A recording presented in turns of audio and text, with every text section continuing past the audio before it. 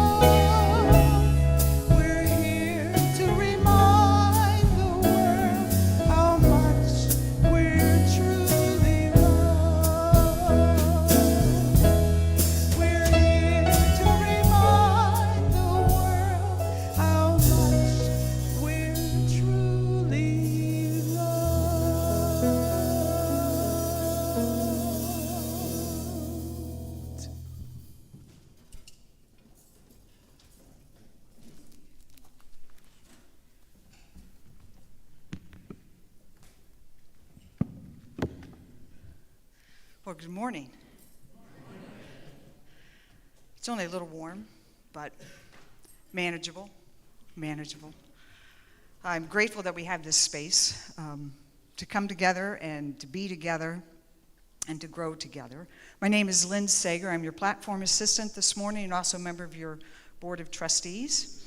So I am, again, welcome that you are here with us. And if this is your first time here with us this morning, we welcome you. In front of you in the pew pocket is a placard where you can fill some things out and let us know how you found us and how we can stay in touch with you as well. And we want to also welcome anybody who will be watching us live stream today, not just here in the sanctuary, and also watching later this week on our YouTube channel. And if you haven't done so already, turn your phone off, or turn it on to silent. I think everybody would certainly appreciate that. And we'd like to thank all the volunteers who make this service possible, our PowerPoint, hospitality, bookstores, script sales, our musicians, sound. We just can't put Sunday together without all those folks. So we appreciate the expertise, energy, time, and talent. And so we have a few announcements today. This morning we have Reverend Brett Kuhn with us. He is going to give a talk on giving up the escape route. So looking forward to that. Next week will be Reverend Judy Pilot. Her talk will be The Answer is in the Room. And as we mentioned last week, next Sunday is Reverend Judy's last Sunday, with us. So please come and join us and join the celebration for her retirement after service as well. And then the Growlers game is next Sunday. Can you still get tickets? July. Oh my God. Help me, but yes, please do get tickets, even though it's not next Sunday. Oh my goodness, I think it must be the heat. But anyway, the sign-up sheet is out there, and you can also pay, through the office. For our DEI book for this quarter, it is the book called The Sum of Us by Heather McGee. It is an excellent read. It's not an easy read, but it is an excellent read. And I want to just take a minute to just kind of share with you the premise of it, encourage you to read it, and then join us on July 13th, not next Sunday, for our discussion. I think Joe mentioned it last Sunday, she talks about a zero-sum hierarchy in this country, where the premise is if things get better for people of color, it must be at the expense of white people. That is a story, and that is the message, and it is a us versus them mentality. If it's good for them, it's bad for us. More for them means less for us, which is the antithesis of unity thinking, hands down. So Heather McGee explores the effect of this in all aspects of our society: education, religion, housing. And the result is this story, which it is a story, it is a narrative that is given to us. It is ultimately a detriment to all of us. But she also offers what she calls the solidarity dividend, which is, while racism has a cost for everyone, so when we fight it together, we all win and free everyone to thrive. So it's an excellent read. And so, again, I invite you to join us in July 13th for that discussion. A couple of other dates to save is a Unity Congregational Picnic is August 17th. And then there will be a celebration of life for our Marilyn Mark this Saturday at 10:30. So you want to come for that. Also on that same date, there is a program down at the Public Media Network meeting room at the Epic Center. It's from 12 to 3. It is about your story reimagined. I think it'd be a wonderful workshop. So if you're interested in that, there's flyers out in the lobby where you can see how to register for that program. And as we prepare for service, if you will please join me in affirming our mission, vision, and core values. As an all-inclusive community, we awaken to spirit, grow into our soul, and build a better world. And we celebrate a world of ever-awakening consciousness, abundance, peace, and love for all. And we affirm our core values of love, authenticity, stewardship, oneness, and playfulness. And also join me in our land and labor acknowledgement. Our spiritual community acknowledges Black, Indigenous, and people of color whose lands and labor were forcibly taken. We pledge to promote understanding, equity, justice, and inclusivity. And a blessing for all the children here in the sanctuary and out in the community. Know that you are loved, special, and important to us.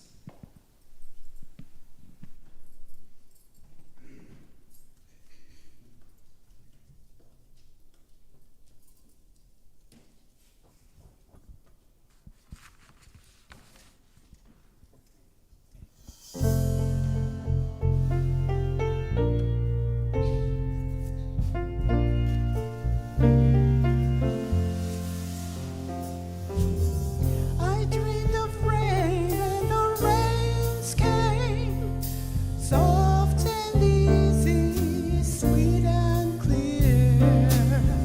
I dreamed of rain and the rains came, and peace spread over the land.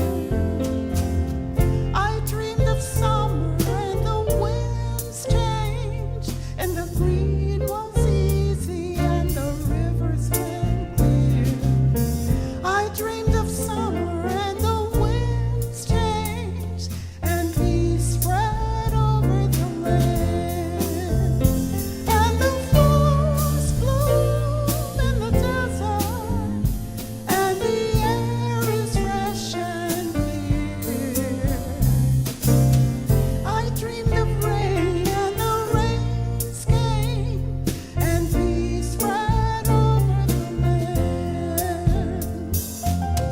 I dreamed of freedom and the moon rose, and the way was easy and the path was clear. I dreamed of heaven and the earth sang, and peace spread over the land. I dreamed of heaven and the earth sang, and the sound was easy and the song was clear. I dreamed of heaven and the earth sang, and peace spread over the land. And the golden stars are shining, and the night is bright and clear. I dreamed of freedom and the moon rose, and peace spread over the land. And peace spread over the land. And peace spread over the land.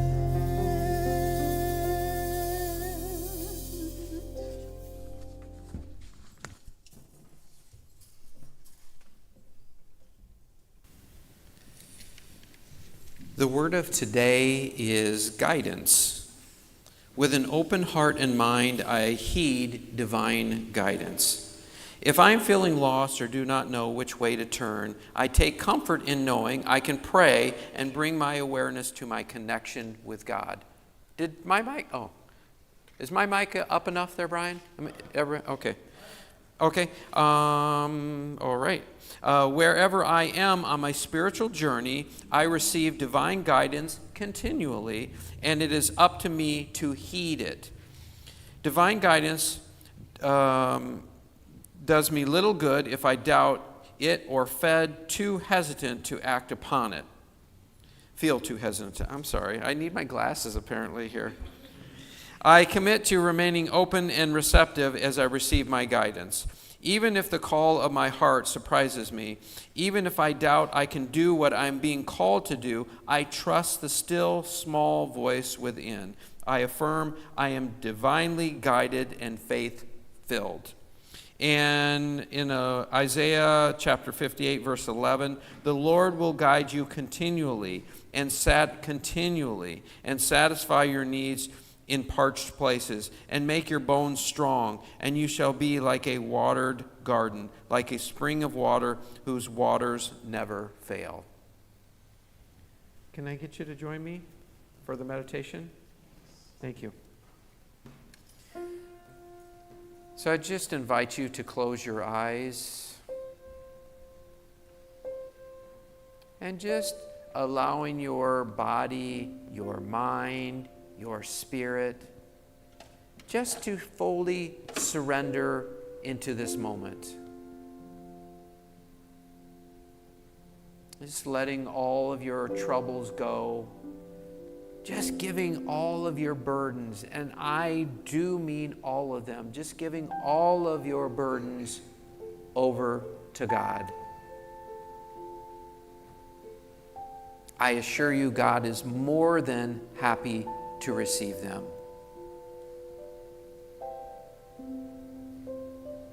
And I also invite you just to let go of all of your fears of what might happen. And we have plenty of those these days. So just letting all of your worries go, at least for the time we are together today.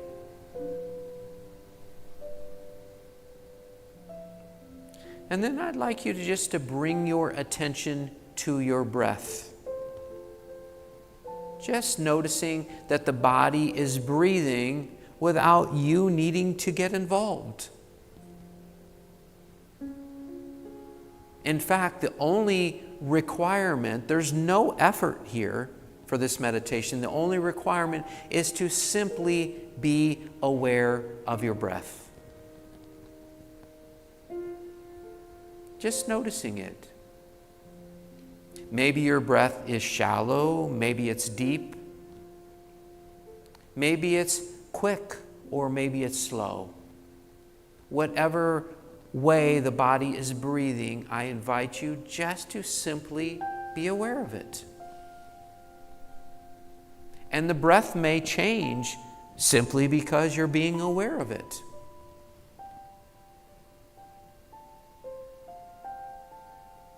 And I invite you to notice that when you are fully present with your breath, that all of a sudden, all of your worries and problems, so-called problems, disappear.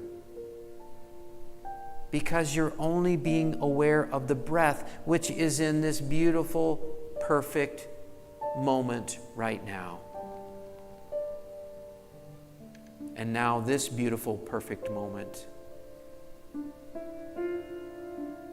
And the truth is, life is a series of beautiful, perfect moments. But sometimes we're caught in the thought stream. We're caught in the mind, and we forget this truth.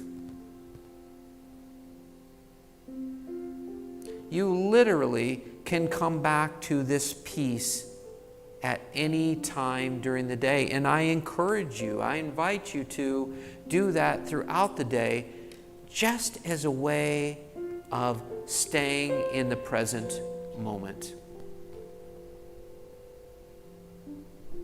And just like a meditation, during the day the thoughts will come.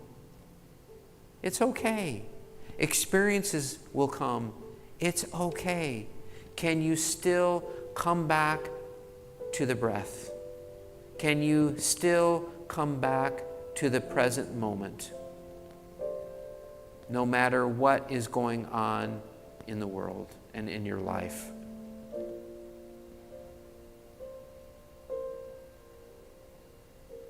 And this day, I invite you to let go of the struggle. Let go of that feeling that you need to fight against something. A popular buzzword today is resistance. But I'm even inviting you to let go of any resistance and just to allow. Allow life to be. Allow life to flow. Allow the breath to flow. Allow love to flow within and without.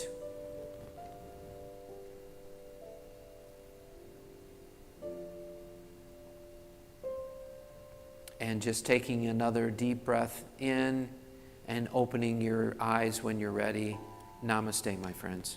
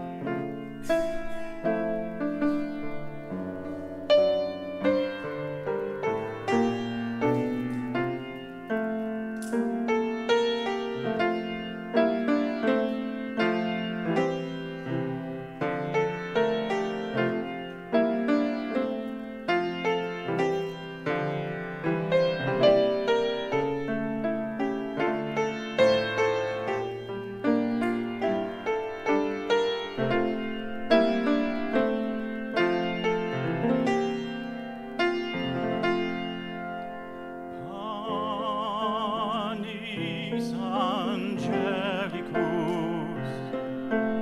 fit panis hominum, dat panis celicus vigoris terminum,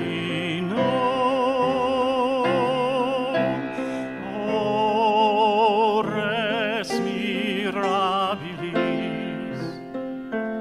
manducat Dominum,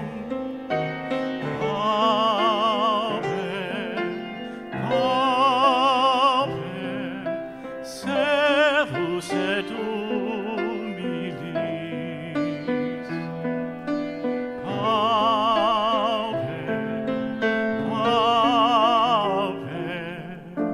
servus et humilis.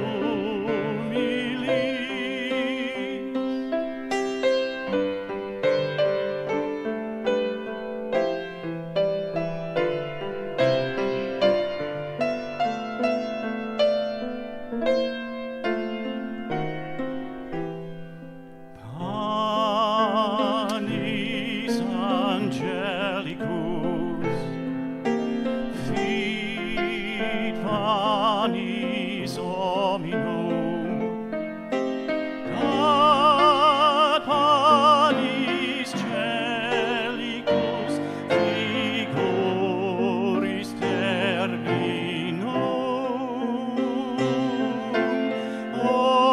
ores mirabilis, manducat Dominum, pauper,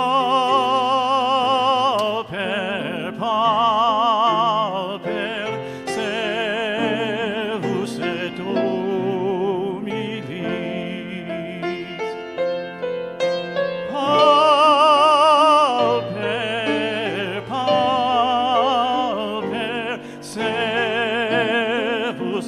servus et humilis.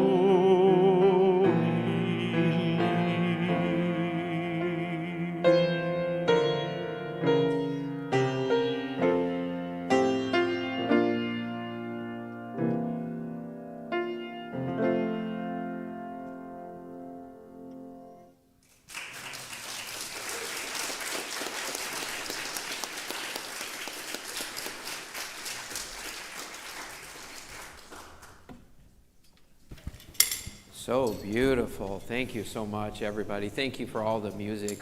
We really appreciate it. Helps make my job easier putting me in my heart, so thank you for that. Good morning. How's everybody doing in the heat? I don't see anybody go like this yet, so I guess we're doing okay. I was thinking, I get up a little earlier than usual to drive over here in the morning, so I turned my AC on in our room upstairs because the house AC just doesn't get up there very well, so we have a window AC. So I turned that on and I go to bed. I stayed up a little later than I was planning on. I get up there and I said, oh, okay, this is like really warm up here. I'm like, sweetie, did you adjust the AC? She's like, oh, I did that earlier, I'm sorry, So anyhow, it was a little warm at first trying to get the temperature down. And so I'm like, well, it's okay. I'll get up. I'll get ready really fast. And if I need to take a nap on the way over here, I'll stop by, rest area, just meditate and kind of regenerate myself. And my dog seemed extra ambitious this morning. So I found myself trying to appease her, feed her, let her out, do it. Usually she sleeps in a little longer. I'm like, okay, you know what? Just give it up, Brett. It is what it is, So, but here I am, and I'm grateful for that. The title of the talk today is called Giving Up the Escape Route. It's funny, one of the things that we all have in common is we just want to be happy, right? That's really the core thing. Everybody wants to be happy. Now, we go about it in a lot of different ways, right? I mean, if you can't see it in the politics, if nothing else, everybody thinks that this is what they need to be happy. And that's fine. There's nothing wrong with that. But it's funny how sometimes things that we're doing that we think are going to help us to be happier. One of the things that we do is we try to get something. We try to get something. We try to get more knowledge. We try to get more things. We try to get more money. We try to get better relationships. We're trying to get something in order to be happy. The truth is, though, there's absolutely nothing to get. And that's hard for us in unity, right? We're like always growing and healing. And hey, look, I have no judgment about it. It's all beautiful. And it takes us to this place where we can begin to see, what is beyond this. And so what I'm suggesting is that life is inherently good. It's inherently good. And we see that. Some people make life really easy, right? We all have people in our lives like, how do they do that? It's like they never seem to struggle with life. They just always seem to be happy and they're flowing with life. But life is inherently good, but we think we need to create a good life. We need to get something in order to be happy. But really what's more true is we need to let go of those things that block us from experiencing how good life already is. And we have all these thoughts and ideas that get in the way of that. Giving up the escape route speaks to how we're trying to escape from so many things because we think in our escape we're going to be happy. It's really trying to get something again. You're trying to get away from what pain is.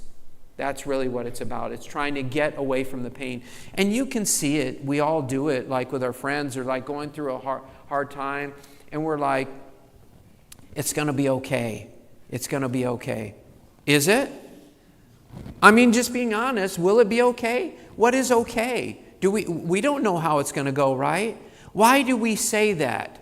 We say it because in our best intentions, and we've all done it, in our best intentions we say, well, I want to help them so that they don't have to deal with this pain anymore.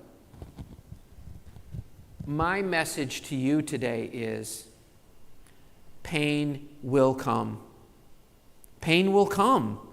You know, I love the Buddhist teachings. They just say, hey, look, guys, there's going to be suffering. Deal with it, you know. They just come right out and say it. And there's something really beautiful about that. You're going to suffer, right? And that is all so true. But then we come to a place like unity, and we come to a certain place in our life where we hear somebody like Eckhart Tolle or other teachers that have said, pain is inevitable, but suffering is optional. Right? Pain is inevitable, suffering is optional. What is the suffering? The suffering is trying to get away from the pain. Right? That is the suffering, because the pain is there, and if you try to get away from it, if you try to escape from it, guess what? It ain't going anywhere. It still will be there. I once was reading just a short blurb by a woman said that if I had anything to offer people, I would offer them pain. And now, I don't know how I feel about that, but she was basically making the point that pain is our teacher. Pain is our awakener. It's what awakens us if we can embrace it, if we can stop trying to push it away, if we can stop trying to escape from it. That's the pure truth of it, right? We all carry pain. Pain is synonymous with fear. And as A Course in Miracles said, there's only either fear or love. Try it on. Don't just believe what they're saying. Try it on. If you're in fear, can you be in love? If you're in pain, can you be in love? So I feel more and more like if we're truly to come to a place of experiencing that inherent good in our lives, that inherent joy in our lives of who we are, we have to come to this place to be willing to accept the pain. We have an abundance of opportunities these days, right? We got the heat wave going on, just in case, all the political stuff going on wasn't enough for you. God will find a way to not to cause pain in your life, but to bring pain to the surface. Bring pain to the surface so you can take a look at it. You can be present with it to say, this is here for a reason. It's here to teach me something. Let me do my best to embrace it. And I say do your best to embrace it. Look, I was speaking recently, and I walk in there to the place I was speaking at, and I see a person in there that we haven't had good exchanges the last 2 times we met. I was giving a funeral for a friend as part of the Human Awareness Institute, and he had really changed hundreds, if not thousands, of lives. He really impacted a lot of people. And so this person calls me up and said, hey, I'd like to play some music for the service. And I said, the service is all set, and I've been given directive on how it needs to flow. We already have somebody for music. And I can't remember, he was supposed to be involved in some other way. And he said, well, I don't want to have anything to do with it then. And I go, oh, okay. I said, text messages, emails, you can't always tell the tone, so sometimes I read too much into it. So I checked in. I go, are you offended or something? I don't even remember what his response was, but it didn't seem good. So I'm like, okay, it is what it is, so I do my best to try to let it go, and what do I have to learn from it, right? So I go in to give this talk, and there he is. And I'm like, okay, I'm aware of how I'm feeling, like not happy in the moment, but I need to embrace it, right? And so I went over to him and I said, hey, what you doing here? And he said, I'm going to be playing the music. You didn't think I came here to see you, did you? And he was dead serious. And I said, rough. And not as in the dog rough either. I said rough, and he said, oh, well, I didn't really mean anything by it. And I'm thinking to myself, oh, yes, you did. You definitely meant something by that. Now I am totally rooted in my ego self. I am not in my heart anymore. I've got to give a talk in about 15 minutes. I really want to be in my heart. So I'm having this conversation, and I'm asking really stupid questions, to be honest with you, because I'm not rooted in who I am. My intimidated person has now taken over and is asking stupid questions, and he is responding by, I can't believe you asked that question. And so it is not going any better. So I'm, at this point in time, I'm like, I need to step away, and I said, well, good to have you here. I wasn't meaning that. But I stepped away, and I started to regather myself. And then I came back in the room, and fortunately, he, along with the pianist, he was playing the flute, and it was beautiful music. It was absolutely beautiful. And they started before the service a little bit. So it was probably maybe 8 or 10 minutes of this beautiful piano and flute together. And it really started centering me, which is a little ironic that he's the one helping, to get me centered again, since he caused my problem in the first place, right?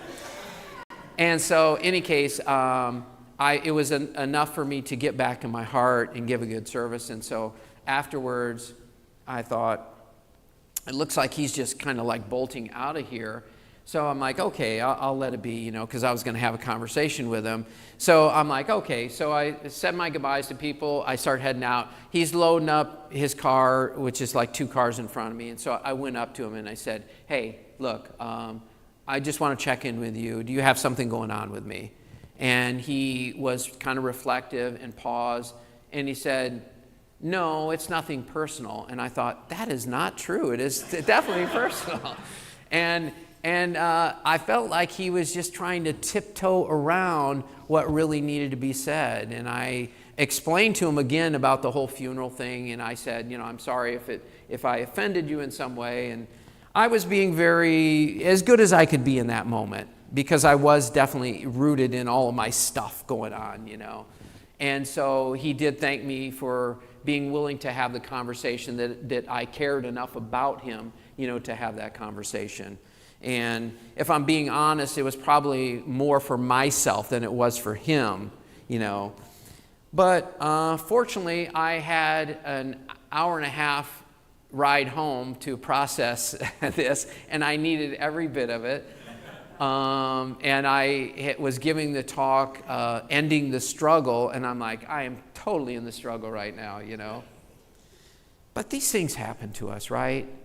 And my mind wanted to blame him for my problems. But I know at Unity, we talk about this a lot. Everything is in divine order, right? We say that. But then when something like that comes up, and we're like, it doesn't feel like divine order right now, right? That's how our mind feels about it, But it's exactly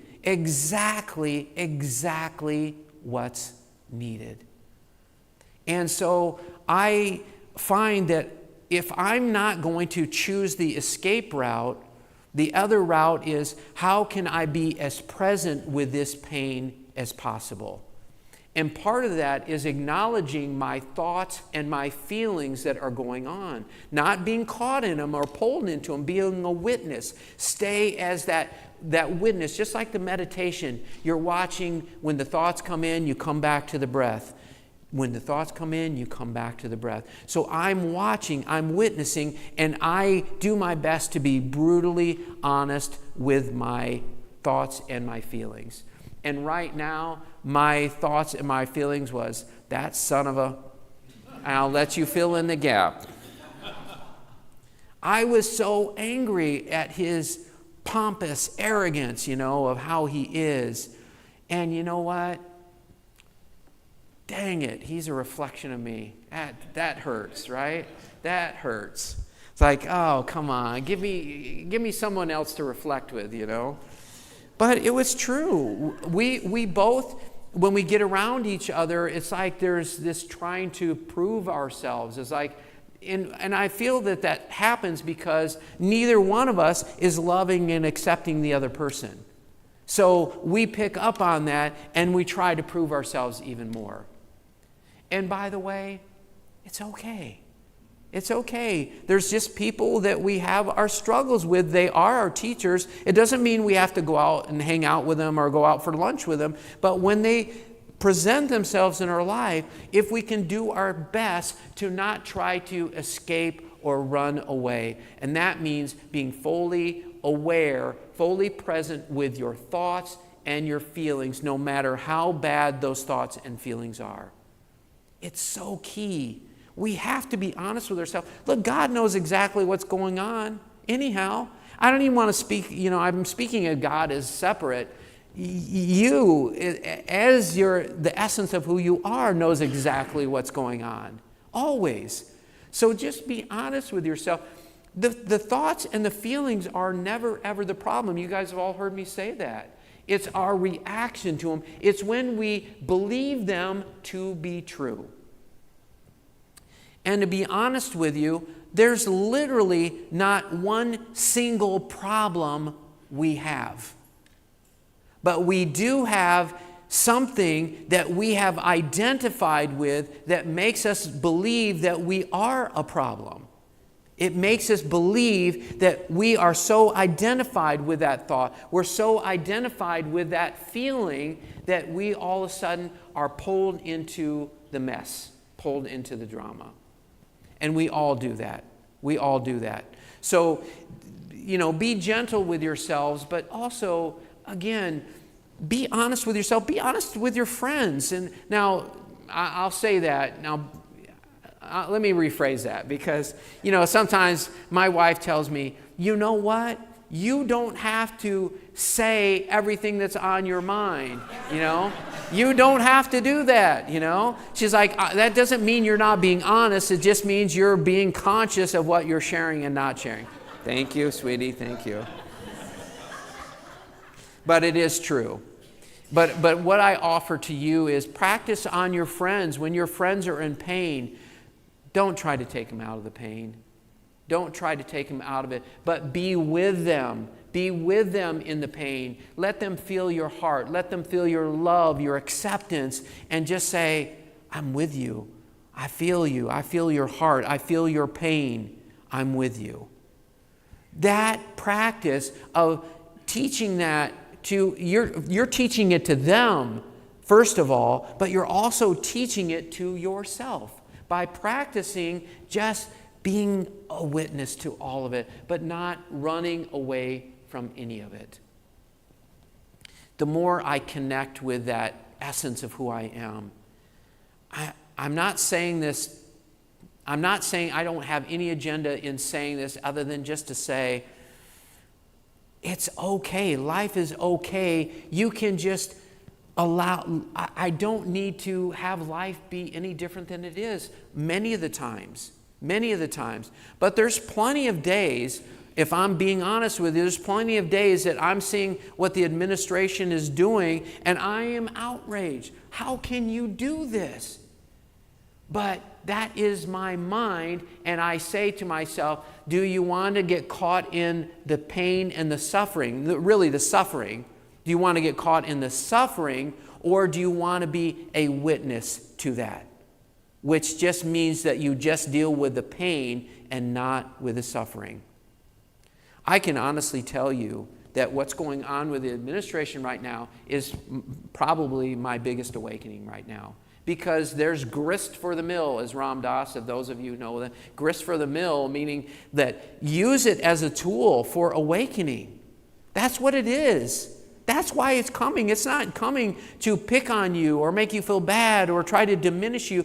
As A Course in Miracles says, the truth of who you are can never be diminished, only the idea of who you believe yourself to be. The truth of who you are can never be diminished. Only the idea of who you believe yourself to be can be diminished. So if you catch yourself being in stress or frustration, know that it's not the essence of who you are that is just watching all of it, not needing to fix or change any of it. At the very core, there literally is nothing to heal. I'm not opposed to healing, but I find that as I'm living life, as I'm just being present with life, healing and growth are a natural, beautiful side effect of it, right? So we can really be in more of the joy of life and focus on joy, focus on gratitude. Life will bring you what it needs to bring you. God will bring you what you need to experience. You don't need to go look for trouble. You really don't. I've done plenty of that, and I found it. I would say, sometimes I would say, I was going through something, and I would say, all right, God, bring it on as much as you want to. And my wife's like, oh, I don't like when you do that. Because she knows God is going to bring it on, right? But what I also want to say, there is also something beautiful about surrendering into it. And that was part of it. Maybe I was asking for a little extra on it, but there is something to be said about surrendering into it, accepting life as it is. This is really what it comes down to. It's just accepting life as it is. It's accepting the crazy thoughts. It's accepting the outrageous feelings. It's accepting all your experiences. It's accepting all the messiness of who our personal idea is. Accepting the messiness of who we believe ourselves to be. That's why I can say there's not one thing wrong with any one of you or me. There's nothing wrong other than what we have believed is wrong, which creates a problem, right? You don't have to associate with the problem because it's really not you. So the more you can just be present with the pain, it will dissipate anyhow. And that's what surrender, that's what acceptance could do. And that's what I mean by giving up the escape route. It's like, stop pushing against life. Can you surrender into it? If you're grumpy, surrender into the grumpiness. If you're frustrated, can you surrender into the grumpiness or the frustration? That's all it is. It's just surrendering into it, not fighting against it, which causes the suffering. Just checking in to see if there's anything else I want to say. One thing I want to say is I love you guys. I really appreciate you. Life just keeps getting better and better, honestly. I'm so grateful. I'm so grateful to be here. I'm so grateful that we have a God which is us at the very core, that essence of who we are, completely loves us, completely accepts us, has compassion for our experience. But we have, and I speak to that as if it's separate. So it's really hard sometimes with the words because I don't want to speak to say that our essence loves us. It makes us seem like there's another us. You see that? And it's not true. But we're so identified with these forms. But we have to move beyond the picture on our passport that you would use to describe who you are. We have to move beyond all these labels and descriptions and simply come back to a place of witnessing all of it. Don't get pulled into the movie of life. You are not one of the characters in the movie. You are in the audience watching it. And the more you can make that clear discernment, all of life will get easier. God bless all of you.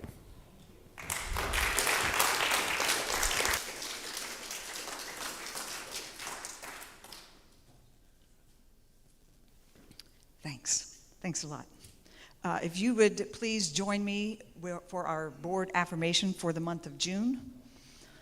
Holding our thoughts in divine order, we serve the world.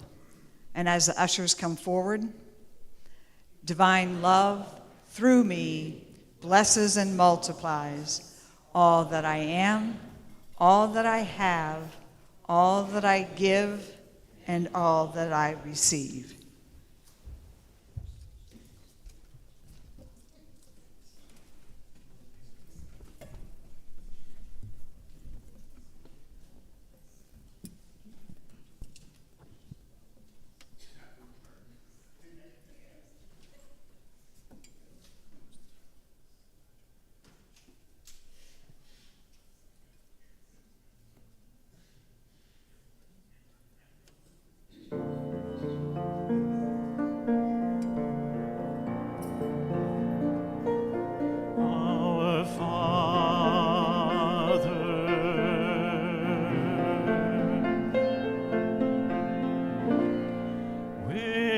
which art in heaven,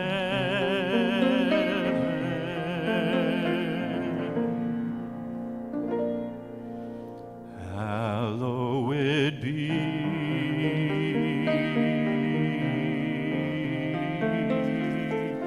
thy name.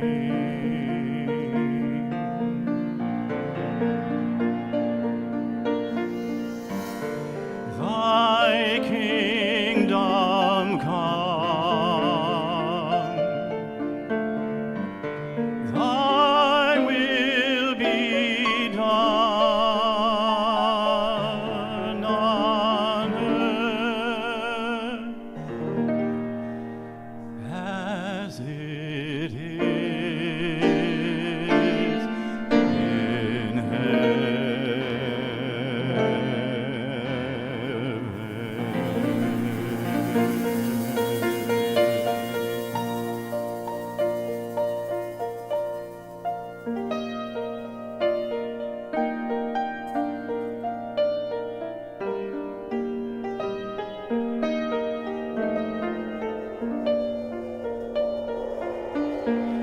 Give us this day our daily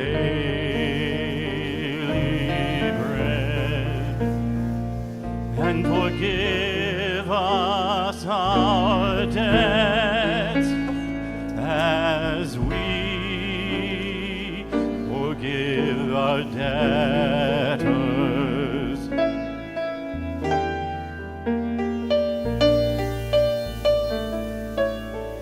And lead us not into temptation, but deliver us from evil. For thine is the kingdom, and the power, and the glory forever.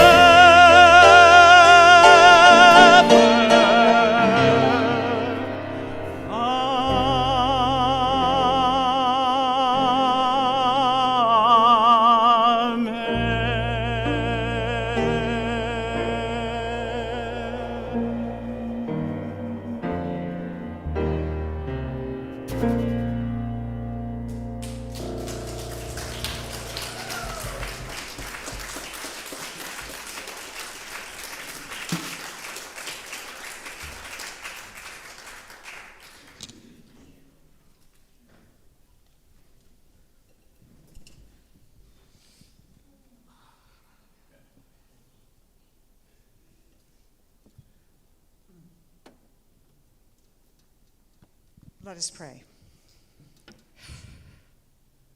Father, Mother God, thank you for these gifts given today and for those that we receive throughout the week. Guide our decisions so we use them wisely to strengthen and support our mission and vision and work for our community partners.